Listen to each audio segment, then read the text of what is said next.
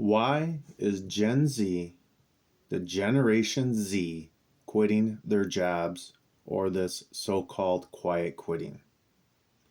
Let's start back. Well, first, this is Jeff at Below Average, trying to give you some informational ideas out there on money saving tips, being frugal, cost cutting, retirement stuff, everything trying to come from what my channel is called Below Average. For the individuals out there who definitely never made what they thought they were going to do, this is kind of what I try to target for my channel. So back to this Gen Z quitting or quiet quitting. Stay to the end because that's when I'm going to answer that question. Is what you really have to look at. What age group is asking this question more consistently than anybody else? It's obvious. It's the baby boomers. It's definitely the ones that are been retired for a long time, and that's the group set by mid 70s or older. You definitely even have a few people in their 60s that'll probably be bringing some of this stuff up. Somebody like myself in the 50s, I never seen that. I remember my last factory job. Some of that stuff was brought up a little bit at the end before I was there, and that was almost 5 years ago. But let's just back up and I'll give you a perspective, and this is coming from just not my personal self and what I've seen. Definitely with talking with individuals from other generations who have physically went through the changes in the workforce over the last 50 plus years. And that is where you're going to see the reasons why some generations, and especially like the latest one, and the millennials, have quit their jobs more often. But let's first back up to my parents. That would be by far the easiest. If they were still around today, they would be mid 80s.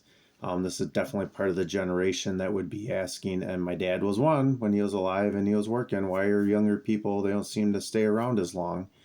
And this breaks this down, I feel, very easy.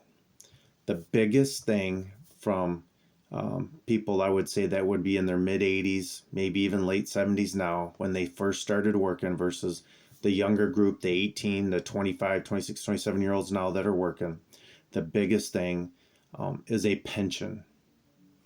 A pension was a huge factor in people when they got a job, they stayed at their job. And a lot of times, obviously, you go back to that older generation, born in the 40s, 50s. They would end up being at a job for approximately, it's kind of known 30 years, and you can retire, get a pension. Some places like all the card companies, you'd be able to get out in 30 years, and you'd get your health care and a pension, so people could retire in their 50s and still have health care and have a pension coming in before they ever hit Social Security age, or any savings that they would have had. The pension was a huge factor in people staying at their jobs. Now, not everybody in that age group. My father and my mom didn't have a pension when they retired, but I would say probably 75% of the people from that generation probably did have some sort of pension, obviously some better than others. But that's a major, major factor. And I would say another one is, if you look at where you're living right now and you just look back 10 years, 15, 20, 30, 40, and if you're old enough, you can look back maybe 50 years, and you start looking at just in your general area, how much, your area is expanded, how many more people live in your area. You'll see the diversity of jobs. All that stuff wasn't there 40, 50 years ago. Less jobs, less people, but less jobs, less ability to even move around, let alone you wouldn't because of the pension. The pension was a huge factor into staying at a job. And why not? And the other big factor that I do not hear too many people talk about, but what I've went through and seen, is that age group, besides a pension, almost all their jobs, they had something that you don't see even a lot nowadays at all. Is, for one, every year they would get a regular raise and then they would have a cost of living raise. So that would ensure the longevity of their time on a job would be paying more because of the cost of living raise they got on top of just a general raise. I have never had I'm in my mid 50s and I never had a job that had both of those. Every job I ever had was you just got one raise a year. There was no cost of living, and your raise after you hit what they called their top off after when every place I worked at was about 5 years, they would end up having you would just get one raise a year, and most of the time basically is what it was a cost of living raise, so you never got a raise. So the longer you were at a job and like that scenario, the easier it was for other competing jobs in the area to be paying the same to start off, because you never had a cost of living increase along with the regular raise. Can you imagine you're in a job for 20 years and every year you can make up any number you want. Let's say you got a 20 cent or 15 cent raise a year, and say you got a cost of living raise later on in the year for even 10 cents. After 20 years, you'd have $2 more an hour. That's why when somebody came into that job, that they couldn't be making the same amount of money you are within a couple years. Now in most factory jobs, and like I'm talking, this is kind of like below average here, I'm just talking. If you go into a factory, a lot of times within 3, 4, 5 years, you'll be making the same thing as somebody who's been there for 10, 20, 25 years, because you'll hit the top off. Well, you'll hit the wages they're at because there's never been a cost of living raise to go with the regular raise. If there was, there would always be a sizable gap from somebody, a worker on the floor that's been there 30 years, to somebody after, say, 5 years in a job. They would be still a sizable gap because of the cost of living raise they got. That, as far as I know, and what I experience, is non-existent anywhere, even in a lot of union shops. Now, if you can still get into one of the major car companies, which is pretty impossible probably to do, that scenario might be there. But that used to be a common thing across all jobs. Now it's a non-existent thing across all jobs. So those are two big factors that generation who looks at Gen Z or millennials, or even mine, maybe a little Gen X, why don't you guys stay at your jobs? They just keep bouncing around. You don't want to work. Well, they feel like there's no loyalty, and there isn't, because the companies have no loyalty to the individual. No loyalty because there's no pension for time frame. The cost of living raise is gone.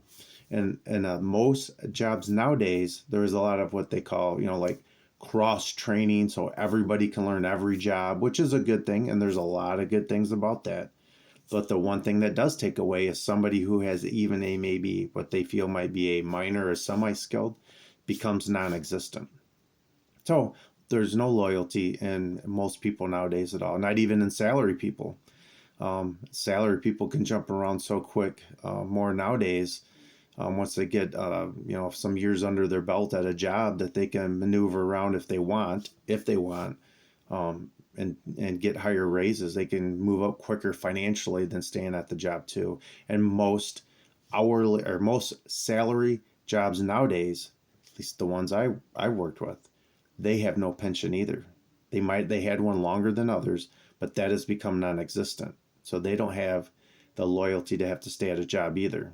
So those are the big things, and very understandable. If you had all that then, and you're retired and that's what you had, and everybody around you had something like that similar growing up your whole life in your work life, and you're not understanding that scenario now. So now that's that generation. Now you look at a generation more like mine, that's after the baby boomers. I'm born in late 60s, Generation X. You look at our generation, and we still grew up under the scenario from our parents that you stay at a job, you work hard, you'll move up through the company, you'll do all these kind of things. Then my generation, at least starting off, definitely was the first full generation to what I feel was screwed by NAFTA, that went through Congress and passed by both parties. And it was exactly what Ross Perot said. The jobs would be getting sucked out of this country, and you will lose your jobs and lose your pay. And my generation ended up going into some of those jobs after the pay has already been hit, suppressed or sustained because there are so many other people losing their jobs from the previous late part of that generation that were losing their jobs and staying in the workforce because they weren't at their jobs long enough yet to retire, and they were taking the major pay cuts and the hits too. I have physically worked with people that would be making about $20 an hour back in the 80s, or I'm going to say, no, I'm sorry, not in the 80s. I'm going to say late 90s, early 2000s, that were making $20 an hour at a regular job, factory job, which was good pay, very good pay then. And they would lose their jobs because those companies shut down, moved out of the country, or consolidated and got rid of people. And those people turned around, and the best paying jobs in the area at the time were only $11 an hour, 10 to 12. Very common. Those people were taking a big hit. My generation was coming in or into that workforce, and we started off at that, and we didn't think as much about it until years later you start realizing that the pay that the previous generation was getting, that you might work your entire life before you hit that pay scale again.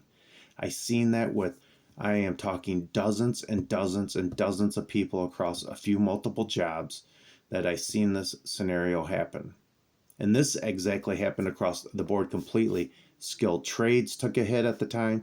Salary people did, because everybody was getting tossed back in the workforce. Because the other thing with the salary people is that at one time you could, if you ever heard your parents ever say, you stay at a job long enough and work your way up, you can make more money. Well, my generation, there was a little of that, but a lot of that disappeared because there are so many people started going to college that these factories and any of these companies were just taken just because they had a degree. It wasn't even in their field, just because they had a degree, that they would get the job before you did, even if you're working on the floor. And so that took away any mobility moving if you wanted to move up in a company, let alone ever get beyond that. Very rare. I have seen it happen, but very rare. So, like I said, the generation that asked about why is this generation ever wants to do, they had a lot of those scenarios that other generations never seen. My generation, like I said, were the ones that were still had the belief and thought about you stay at a job for as long forever.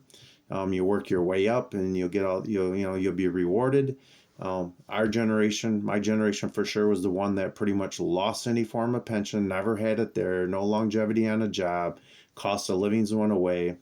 Wages suppressed for years due to all these companies leaving our country to go make a killing in other countries so the people at the top could make their money and everybody else was screwed. Greed went, rampant.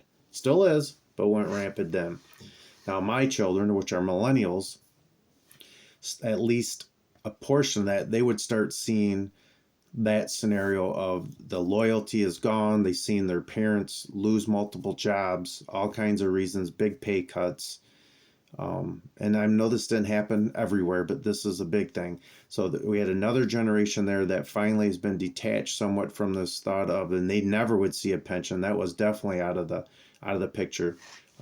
They're all talk is all 401k, which is mobile. You don't have to stay at your job anymore. You don't have to do any of those kind of things because you don't have all the pay increases. You don't have the the wage increase due to like the inflation or anything, and no pension. So mobility became something easier. And as they were seeing that already, at least myself, I was already feeling the effects and getting later in working life to ever be able to do anything drastically about those scenarios, because there's no way I was going to work my way anywhere high enough up because I had no degree. 2, no pensions, none of the extra other raises were involved. Still, I feel wages that were suppressed because it's just how the job industry was now, without any of the big car manufacturers in the area and supplement companies, supplying them that were paying much higher wages. All that stuff is able to suppress across the board to make it much tougher.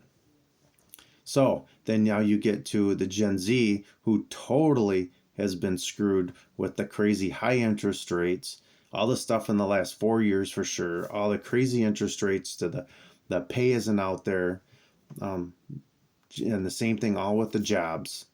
But here's the big thing.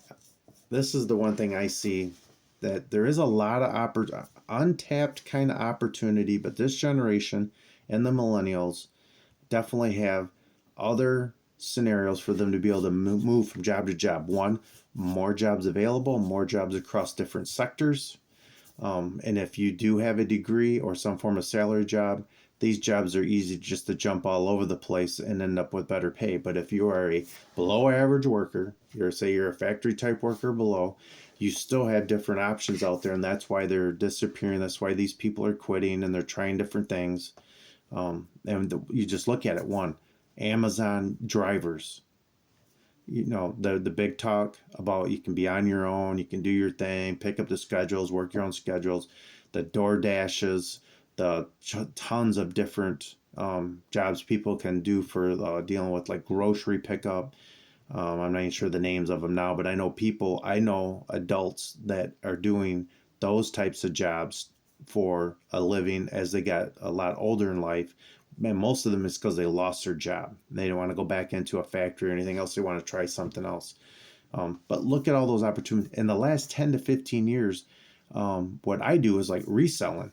You got eBay, Amazon, Poshmark, Mercari, all those type of things. That has become a reality for supplemental income, and two, you quit your job and you're doing that full time.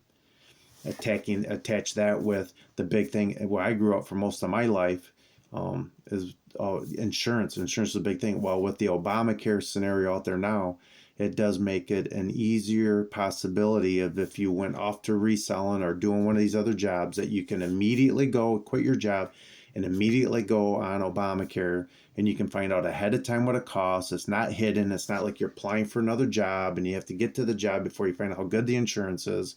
This stuff you can find out ahead of time. That was never offered before.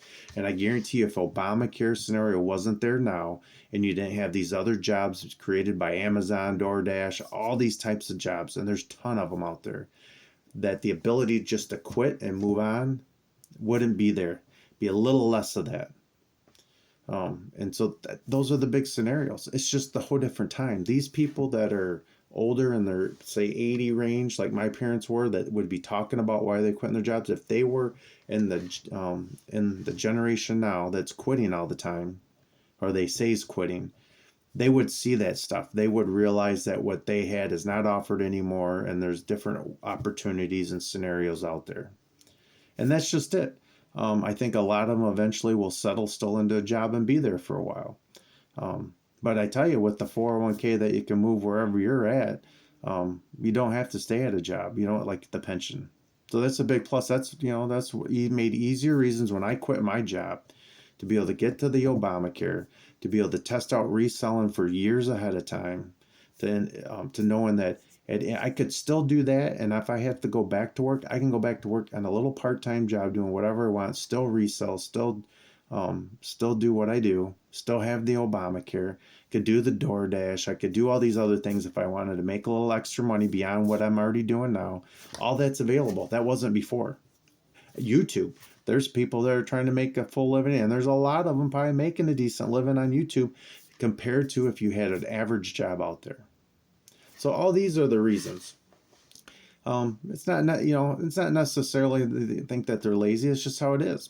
Now, I also know when I was growing up, or when I got in the workforce, my generation, they were averaging, they were saying anywhere from 2 to 3 jobs before you retire. My parents' generation, well, they were like one job pretty much and you retire. Mine was 2 to 3. My kids were 3 to 4, and now they're talking, this generation now that supposedly is quitting, they're like 4 to 6. And a lot of it's because they have the ability to move around now. And maybe I think that's probably a good thing. It's going to force companies to maybe have to look at how do they hold on to people. They got to create a better work environment, maybe give them more vacation time. There's something they have to do in the benefit package they never had to do before. And I can give you a tiny example of this while we're talking about this. Now, I've quit my job 5 years ago. So you go back basically 20 years ago when I started my last factory job. It took 1 year before you ever got 1 week of vacation. I know that was for sure 3 years before you got 2 weeks. By the time I left, they were offering people that got hired within 90 days, you got a week. And by the end of the first year, you got 2 weeks. And after 2 years, you got 3 weeks. I had to go like 10 years to get 3 weeks vacation. So big change. And that's what they have to do. They have to, they had to do that and still not do a little bit with the wages. But once those individuals get there and they get to that top off, there is no more wages. You can plan out your next 10, 15, 20 years by the 15-cent raise average you might get a year, and your insurance is going to go up to suck at least half of that up a week, and you can end up easily figuring out where you're going to be at. So once you get into that mindset like I was, then you start realizing, shoot, maybe I go try something else. And here's just another example before I'm done rambling on about this whole generation of quitting jobs or whatever. I'll give you another example of myself. When I left my job, I was at $20.50 an hour, 16 and a half years to get there. Individual, and I had a job that paid, I was a team leader, so I had a job that paid $1.50 more an hour. So we'll take that out of the equation. So $19 an hour. You have a new hire that comes in, and by the end of 5 years, they are making the same wages I am because there's no cost of living. So in 5 years, when I started off at that $11 an hour, within 5 years, I was with people that were already there 15 years making the same money. And that's the killer. That's the factor. That's where there's nothing to move on up. And the nickels and dimes you get after that are going to add up. That's why it makes sense why some people are trying other things, because they can go back. And now here's the last of that little example I gave you. I have, for last year or 2, 3, I've always still looked to see what jobs are paying in the area. I got kids that are out working. I got nephews that are out there, so I can hear at least like some of their wages. And I know for a fact right now, if I went back to work, I could skip no beat on pay. I can go back to work and make the same money that when I quit a little over 16 years ago, can make the same money. The only thing I give up a little bit, depending on where I go for a job, is some of my vacation, because I was there 16 and a half years. But I bet you I could go to a job and probably within the first couple years be at 2 or 3 weeks of vacation. Not much different to what took me 16 and a half years to get to. Pretty crazy. Pretty crazy when you think about that. But that's why they're quitting. They're trying new things. There's tons of opportunity to end up doing all kinds of things now out there. And like using this phone, everybody's got all the technology at their hand to try to do anything. Even people are my age that end up doing this. And 10 years ago, never would have thought about it. It wasn't even around then to do some of this. So that's it. So if you can please like and subscribe, comment down below on what you think about what other people are saying about this generation that's quitting jobs and the reason why. They're not lazy. They're not any of this kind of crap that are being talked about.